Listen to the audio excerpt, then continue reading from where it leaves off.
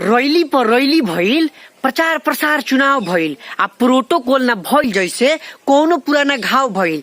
आ अखबार में छपाइल बा सरकार के अलगे रोना बा।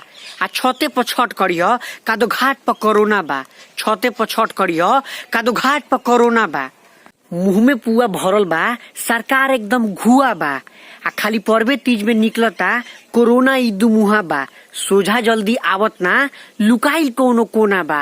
आ छते पर छठ करिह कादो घाट पर कोरोना बा। जगमग जगमग घाट सजी, मन में ई विश्वास रहे। कोसी दौरा घर आंगन, लइकन में उल्लास रहे। मन एने मराइल बा, सरकार के अलगे चोन्हा बा। आ छते पर छठ करिह कादू घाट पर कोरोना बा। कानून पे बड़ा भरोसा बा, सुनिए सरकार न्याय करी। आ नियम बनाई एके नियन, ना जनता से अन्याय करी। जौने मन तवने कहीं, रौरे चानी सोना बा। आ छते पर छठ करिह कादू घाट पर कोरोना बा। छते पर छठ करिह कादू घाट पर कोरोना बा।